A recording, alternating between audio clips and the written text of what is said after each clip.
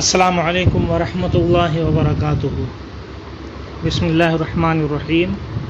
واما شرکۃ العنان فتنعقد علی الوکالۃ دون الکفالہ ویصح التفاضل فی المال ویصح ان یتساویا فی المال ویتفاضلا فی الربح ویجوز ان یعقدها کل واحد منہما ببعض مالہ دون بعض ولا تصح الا بما بینا ان المفاوضۃ تصح به ويجوز ان يشتركا ومن جهة احدهما دراهم ومن جهة الاخر دنانير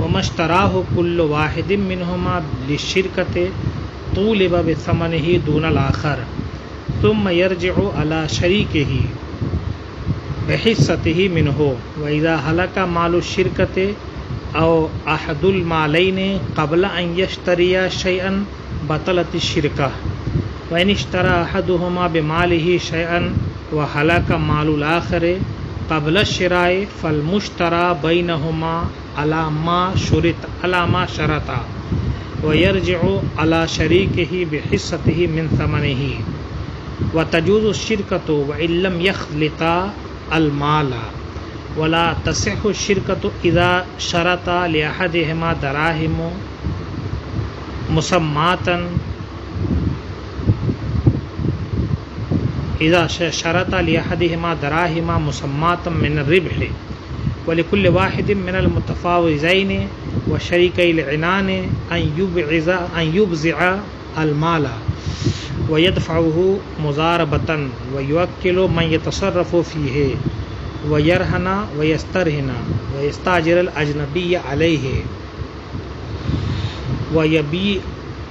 ويبيع بالنقد والنسيئة ويده في المال يد الأمانة۔ شرکت مفاوضہ کے بعد اب یہاں سے شرکت عنان کی گفتگو شروع کرتے ہیں، اور دونوں کے درمیان فرق بھی آپ ملاحظہ کرتے چلیں کہ شرکت مفاوضہ میں دونوں ہر ایک دوسرے کے وکیل اور کفیل ہوتے ہیں، جس کی گفتگو کل گزر چکی۔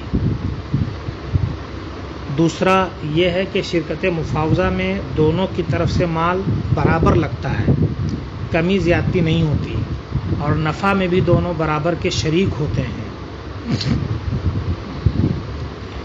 یہ دونوں چیزیں شرکت عنان میں نہیں ہوں گی کہ شرکت عنان کا انعقاد وکالت پر تو ہو سکتا ہے لیکن کفالت پر نہیں ہوگا۔ جیسے ایک شخص نے کوئی چیز خریدی تو شرکت مفاوضہ میں آدھی اس کی تھی اور آدھی اس کے شریک کی تھی، دونوں کے درمیان گویا آدھی وہ اپنی طرف سے خرید رہا تھا اور آدھی اپنے شریک کا وکیل بن کر کے خرید رہا تھا، اور اس خریداری میں اگر دین وغیرہ لازم آ جائے تو ایسی صورت میں آدھا دین اس کے اوپر تھا جو اس نے معاملہ کیا، اور آدھا دین اس کے شریک پر تھا، اور وہ شریک ضامن بن رہا تھا اس بات کا کہ میں دین کا بقیہ حصہ ادا کروں گا۔ یہ صورت تھی۔ اور یہاں شرکت عنان میں وکالت کا معاملہ تو پایا جائے گا کہ ایک نے خریدا تو نصف اپنی طرف سے نصف ہوگا اور نصف اپنے شریک کی طرف سے بطور وکالت یہ خریداری ہوگی، لیکن کفالت کا معاملہ نہیں ہوگا۔ لہٰذا اگر دین وغیرہ لازم آئے تو پورا اسی کو دینا پڑے گا، وہ دائن اس کے شریک سے طلب نہیں کرے گا، نہ اس کے شریک کی ضمانت وصول کرے گا، بلکہ وہ پورا اسی سے وصول کرے گا۔ یہ صورت ہو گئی۔ اب یہ جناب جو ہے جس نے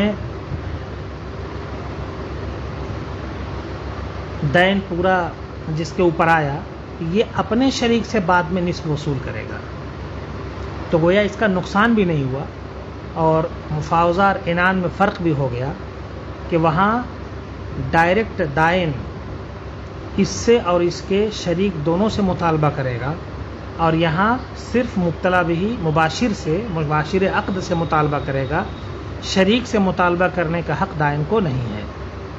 اسی طرح کچھ اور آگے فرق بھی آئیں گے۔ اب چونکہ اب یہاں دونوں میں سے ایک دوسرے کی کفالت نہیں کرتا، دونوں میں سے کوئی دوسرے کا کفیل نہیں ہوتا، اس لیے یہ عقد مسلم اور غیر مسلم دونوں کے درمیان ہو سکتا ہے۔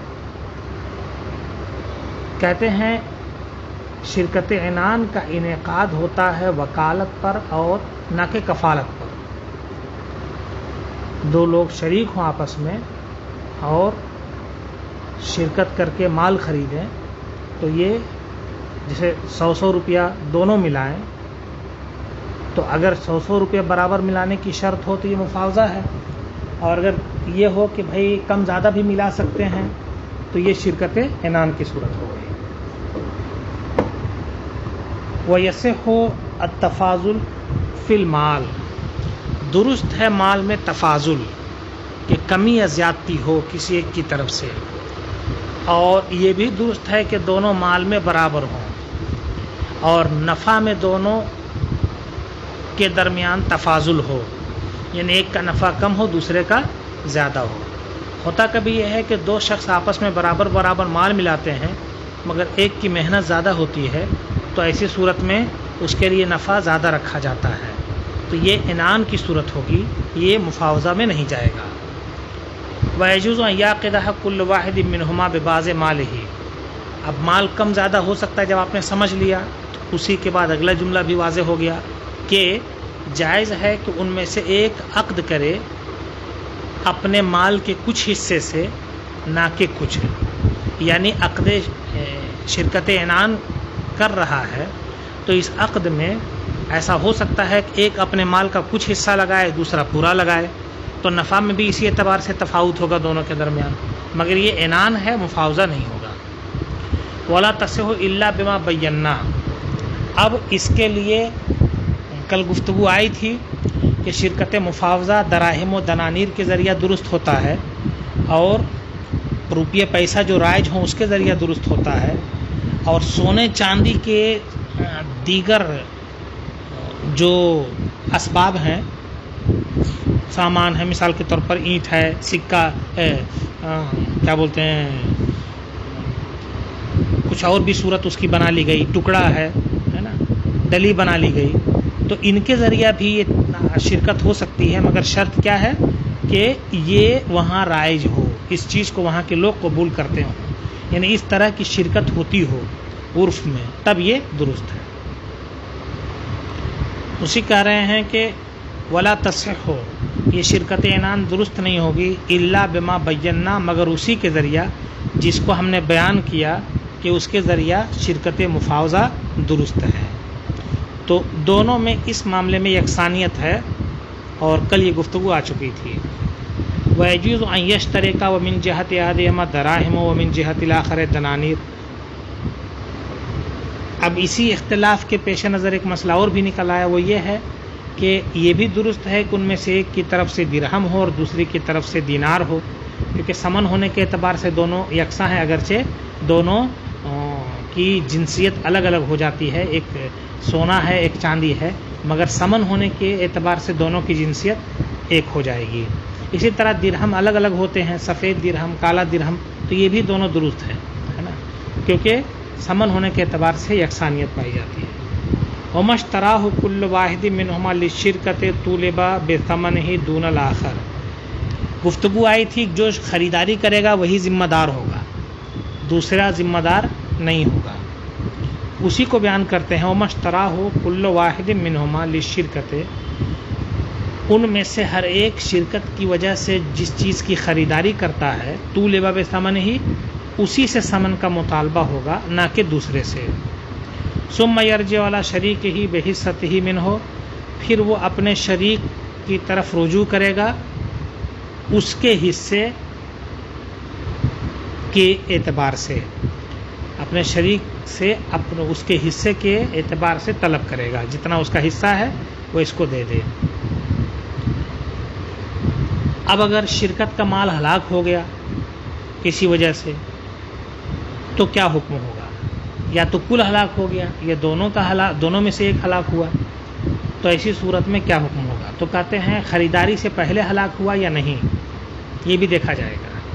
وَإِذَا هَلَكَ مَالُ الشِّرْكَةِ، جب شرکت کا مال ہلاک ہو جائے یا دونوں میں سے کوئی ایک شریک کا مال ہلاک ہو، قبل ان یشتری شیئا، قبل اس کے کہ انہوں نے خریداری کی کسی چیز کی، تو شرکت باطل ہو جائے گی، کیونکہ شرکت کے لیے مال ضروری ہے۔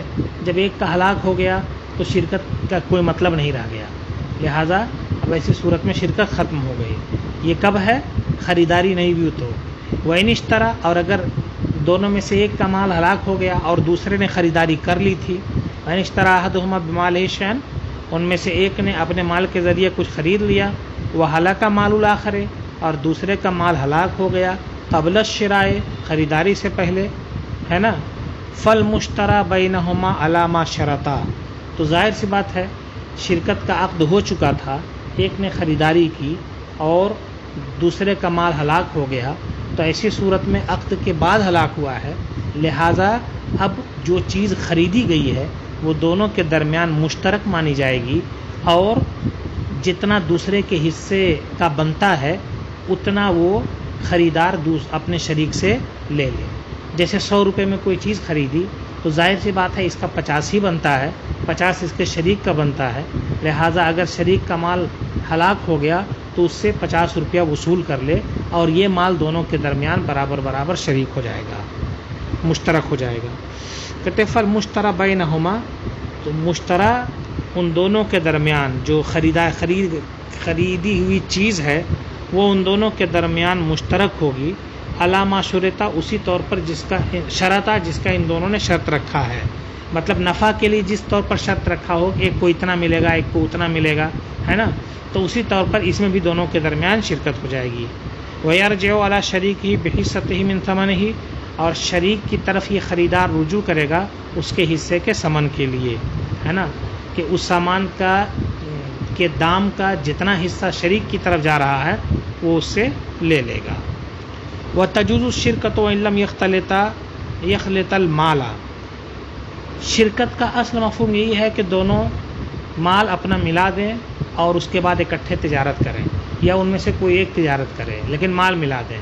کیونکہ شرکت عنان میں ایسا ہے کہ دونوں نے عقد کر لیا، کیونکہ نفس عقد ہی اصل ہے، تو ایسی صورت میں اب عقد کر لیا تو کافی ہے، مال ملانا ضروری نہیں ہے۔ کہتے بتجوز شرکت درست ہے یہ اگرچہ دونوں نے مال نہ ملایا ہو۔ ولا تصح الشرکۃ اذا شرط لأحدهما دراهم مسماة من الربح، اب یہ ہے کہ کمی زیادتی تو درست ہے لیکن معین کر دینا یہ درست نہیں ہے۔ جیسے ایک شریک کے لیے نفع کا 500 روپیہ معین کر دیا، یہ جائز نہیں ہے۔ کیوں؟ اس لیے کہ تجارت میں 500 روپیہ کا نفع ہو یہ کوئی ضروری نہیں ہے، کم ہو سکتا ہے زائد بھی ہو سکتا ہے۔ اگر کم ہو گیا تو پتہ چلا 500 روپیہ اسی کو مل جائے گا، دوسرے شریک کو کچھ نہیں ملے گا، اور اگر زائد ہو گیا 5000 ہو گیا تو چونکہ اس کے لیے 500 روپے کی شرط لگی تھی، اس لیے دوسرا 4500 روپیہ پالے گا اور اس کو صرف 500 روپے ملے گا، تو یہ اس کا نقصان ہے اس اعتبار سے۔ اسی لیے کہتے ہیں شرکت درست نہیں ہے جبکہ دونوں نے شرط لگائی ہو ایک کے لیے مخصوص نفع میں سے مخصوص درہم کی۔ وَلِكُلِّ وَاحِدٍ مِّنَ الْمُتَفَاوِضَيْنِ، اب یہ ہے کہ چونکہ یہ بھی معاملہ بیع کا ہے اور تجارت کا ہے، تو تجارت کے لیے جو چیزیں ضروری ہوتی ہیں اور جو اس کے فروغ کے لیے معاون ہوتی ہیں وہ چیزیں یہاں پر بھی عمل میں لائی جا سکتی ہیں، وہ ان صورتوں کو بیان کر رہے ہیں۔ کہتے وَلِكُلِّ وَاحِدٍ مِّنَ الْمُتَفَاوِضَيْنِ، اور شرکت مفاوضہ اور شرکت عنان میں شریک دونوں لوگوں یا چند لوگ جو بھی ہوں، سب کے لیے یہ جائز ہے کہ ان یبذع المال، کہ وہ مال کو بضاعت بنائیں۔ بضاعت بولتے ہیں پونجی کو، مطلب یہ ہے کہ اس مال کو پونجی بنا کر کسی کے حوالے کر دیں اور اس کو تجارت کرنے کے لیے کہیں اور نفع میں شرکت حاصل کریں، یہ صورت ہے۔ وَيَدْفَعُهُ مُضَارَبَةً، اور مضاربت کے طور پر اس کو دیں، یہ بھی درست ہے نا، کہ عقد مضاربہ جس کا بیان آگے آ رہا ہے اس کے طور پر وہ کیا بولتے ہیں شرکت کا مال دیں تو یہ بھی درست ہے. وَيُوَكِّلُ مَن يَتَصَرَّفُ فِيهِ، اور یہ بھی درست ہے کہ اس میں خرید و فروخت اور تجارت کے لیے کسی شخص کو معین کر دیں. دو لوگ ہیں آپس میں ملے، جتنا ہزار روپے ملا دیا دونوں نے، اب یہ شرکت عنان کی صورت پائی گئی تو ایسی صورت میں کسی کے لیے 60%، کسی کے لیے 40% اس طور پر نفع رکھا ہے نا. ایک نے 1000 روپے ملایا، دوسرے نے 600 روپے ملایا. اس طریقے سے جو بھی ہو، حاصل یہ ہے کہ شرکت مفاوضہ یا شرکت عنان کا وجود ہو گیا. اب وجود ہونے کے بعد کوئی ضروری نہیں کہ ان کو تجارت بھی کرنی آتی ہو. ہر پیسے والا تجارت کرنا جانے کوئی ضروری نہیں ہے. تو انہوں نے کسی شخص کو جو ذمہ دار ہے اور جو ان سب کا جانکار ہے اسے رکھنا چاہا تو یہ بھی یہاں پر درست ہوتا ہے. موکل کیا بولتے ہیں بنائے، وکیل بنائے اس شخص کو جو اس میں تصرف کر سکے. اور یہ بھی درست ہے کہ شرکت کا مال رہن کے طور پر رکھے، ہے نا. دین آ گیا تو اب یہ شرکت کا جو مال تھا اسی کو رہن کے طور پر رکھ دیا، یہ بھی درست ہے. ویستر ہے نا. اور یہ بھی درست ہے کہ کوئی اگر ان سے کچھ مطالبہ کرتا ہے تو ایسی صورت میں شرکت کا مال اسے دے دیں اور اس سے رہن کے طور پر کچھ لے لیں، ہے نا جی. تو یہ بھی صورت درست ہے، یعنی رہن میں رکھ بھی سکتے ہیں اور وہ مال دے کر کے رہن کی صورت میں کوئی چیز لے بھی سکتے ہیں. وَإِسْتَأْجَرَ الْأَجْنَبِيَّ عَلَيْهِ، اور یہ بھی درست ہے کہ کسی اجنبی شخص کو اس پر نوکری کے لیے رکھ دیں، ہے نا، اور کام کرے. یہ صورت ہوئی کوئی یوکل والی صورت ہو گئی. مگر وکیل اور مستاجر میں اجیر میں فرق ہوتا ہے نا. وکیل وکالت کا ذمہ دار ہوتا ہے اور اجیر اپنی اجرت کا ذمہ دار ہوتا ہے. تو یہ بھی درست ہے. اسی طریقے سے اور بھی درست ہے کہ اگر چاہیں تو نقد سودا کریں شرکت کے مال سے یا ادھار سودا کریں. جو بھی صورت بیع اور تجارت، یہ سب وہ صورتیں جو تجارت کے لیے نفع بخش ہوتی ہیں.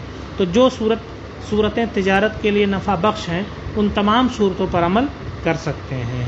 وَيَدُهُ فِي الْمَالِ يَدُ أَمَانَةٍ. اب ایک مسئلہ آخر میں یہ بیان کر دے رہے ہیں کہ جس نے تصرف کیا ہے نا اس کا قبضہ جو ہے مال کے اوپر امانت کا قبضہ ہوگا، ہے نا.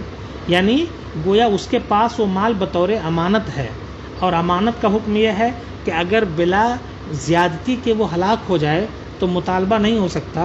تو اسی طور پر یہاں بھی اگر اس کی طرف سے زیادتی نہیں پائی گئی اور ہلاک ہو گیا تو مطالبہ نہیں کر سکتا ہے. یہ وکیل کے لیے بھی ہوگا اور یہی حکم دونوں میں سے ہر ایک کے شرکت کے طور پر جو ہے اس کے لیے بھی ہوگا.